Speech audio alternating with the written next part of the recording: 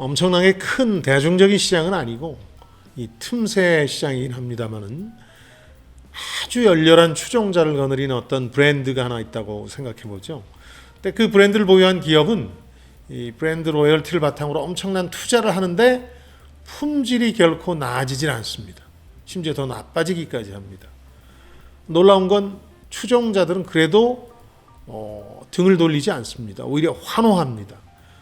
브랜드를 떠나지 않는 거죠. 여기서 의문이 하나 생길 수밖에 없습니다. 이쯤 되면은 그 브랜드도 소비자도 품질이 더 나아져야 한다고 요구해야 되는 거 아닐까요? 그대로 둬도 괜찮을 걸까요?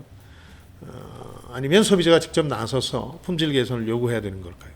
이 소비자와 브랜드 간의 관계에서 서로를 망치는, 스포일시키는 경우가 드물지만 있습니다.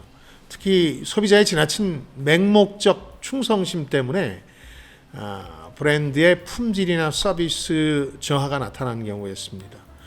예를 들어서 명품 브랜드들 중 일부가 1년에 4번이나 가격을 올리고 판매량, 판매 대상을 제한하는 경우가 그런 예입니다. 근데 워낙 로열티가 강하다 보니까 이 소비자 집단들은 그런 조치에 불만을 표하기보다는 내가 그런 브랜드를 사고 소유할 수 있는 사람이다 하는 일종의 특권 의식을 재확인하고 만족스러워합니다. 푸대접 받을수록 브랜드에 대한 충성심이 더욱 높아지는 희귀한 악순환이 벌어지는 거죠. 제가 그 스포츠로 경제 경영 현상을 설명하기를 좋아하는 건 다 아실 텐데요. 자, 오늘 말씀드리는 소비자가 스포일 시킨 브랜드가 바로 우리 프로야구 한화 구단 얘기입니다. 먼저 말씀드릴 건 저는 20년 가까이 이 구단의 팬이었습니다. 보통의 팬으로서의 패턴을 말씀드리면 4월 되면 설레는 마음으로 올해는 좀 다르겠지 이렇게 한 달을 보냅니다. 그러다 5월이 되면 역시나 하는 마음으로 기대를 접습니다. 개인적인 야구 시즌은 5월이면 대개 끝났습니다. 최근 몇 년간 그랬습니다. 올해도 역시 한화가 좀 다를 거라고 예상했고 이번에는 저만 그런 게 아니라 프로야구의 전반이 다를 거라고 예견했습니다. 그런데 결과는 역시납니다. 심지어 류현진 선수를 포함해서 3년간 300억 이상의 투자를 했는데 그리고 심지어 슬로건을 뭐로 정했습니까? Different us, 달라진 우리라는 슬로건을 내걸었습니다만 상황이 전혀 나아지질 않고 있습니다. 저는 오랜 한화 팬으로 한화 실패를 공식화했습니다. 한마디로 하자면 늘 2보 후퇴를 위한 1보 전진을 해왔습니다. 이건 제가 자주 얘기해서 들어오신 분들도 있을 텐데 이번도 이 공식이 실현이 됐죠. 시즌 7연승처럼 뭔가 대단한 일을 벌일 것 같기도 했습니다만은 그보다 더 참혹한 연패들이 이어지고 있습니다. 또 경기를 오래 보면서 얻은 한화의 실패 공식은 이런 겁니다. 경기 초반 한화가 지고 있으면 무조건 진다. 경기 초반 약간 앞서 있어도 진다. 경기 중반 이후까지 크게 앞서 있어야 드물게 이긴다. 이쯤 되면 어느 유명한 한화팬 얘기처럼 뭐 이런 일이 어디 하루 이틀이냐 이렇게 외치고 지나갈 일만은 아닙니다. 그런 문제는 아닙니다. 한 번쯤은 이런 의문을 품어야 합니다. 혹시 브랜드를 망친 소비자처럼 한화의 소문난 보살팬이 한화를 망치고 있는 건 아닐까? 저는 극약 처방을 외치는 소비자의 심정으로 이런 질문에 답하려고 합니다. 대규모 투자를 하고도 날이 갈수록 조악해지는 품질에는 분명한 이유가 있습니다. 최근에 전 세계적으로 다양한 사건 사고를 일으키면서 품질 논란을 빚고 있는 미국의 보잉 항공사를 예로 들어보죠. 이 경우는 회사 안팎 사람들에 대한 언론과 연방 당국의 증언과 또 분석을 통해서 전통적인 품질 지상주의 대신에 최근의 경영진 하에서 이익과 스피드가 최고다 하는 일종의 기업 문화가 자리 잡았기 때문이다 하는 분석이 힘을 얻고 있습니다. 하나의 총체적 문제를 한마디로 지박하라면 저는 위닝 스피릿, 이기고자 하는 절박함이 사라진 걸 꼽고 싶습니다. 뭐 한화 선수들만 다른 야구 후진국서 데려오는 거 아닙니다.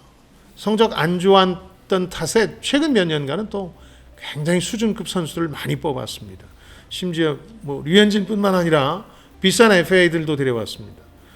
근데도 꾸준히 못한다면 이 구성원들 탓이라기보다는 브랜드 특성이나 기업 문화가 주요 원인이라고 볼 수 있는데, 위닝 스피릿의 실종을 여실히 저는 요즘 보고 있는 게, 다른 팀보다 선수들 혹은 이 구단이 이기고자 하는 절박함이 없다는 겁니다. 뭐 선수뿐만 아니라 코치, 감독, 프런트, 단장 다 그렇습니다.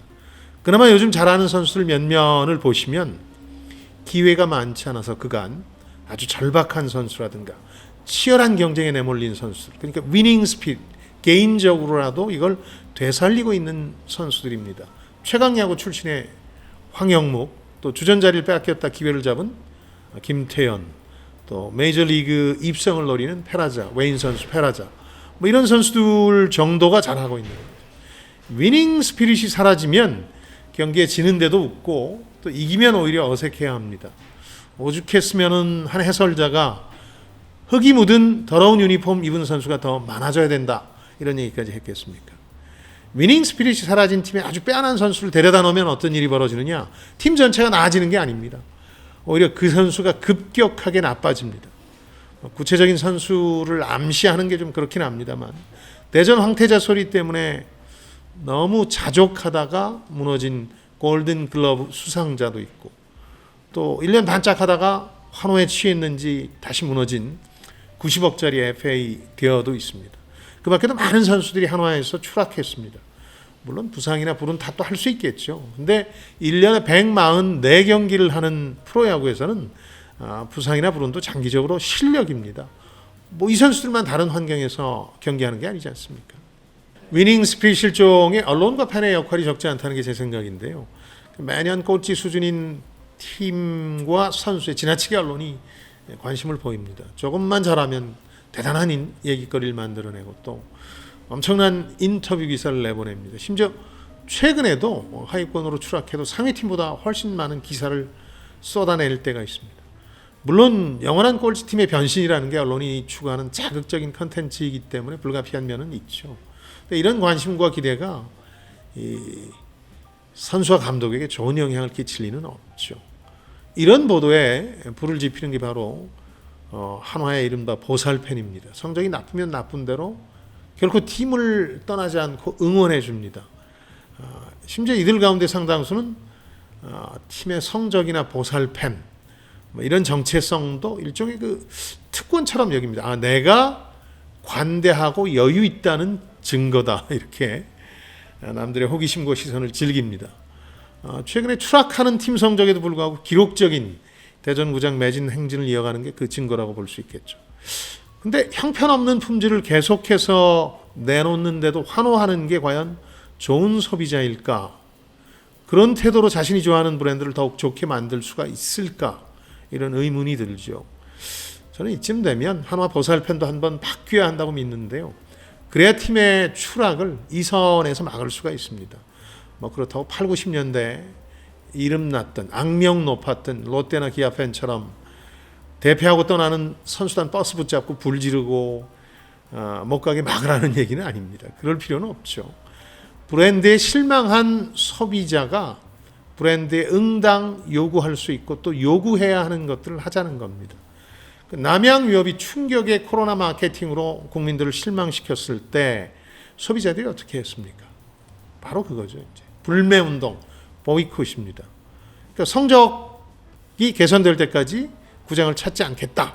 뭐 TV로 해볼 수 있겠죠. 그러나 돈을 내고 굿즈를 사지는 않겠다라든지, 정 그것도 힘들다면 8회 고통스럽게 외치는 최강 한화라는 구호라도 당분간 하지 않겠다. 팬들이 이런 정도의 선언을 해야 구단이나 선수들도 좀 각성을 하지 않을까, 그런 생각입니다.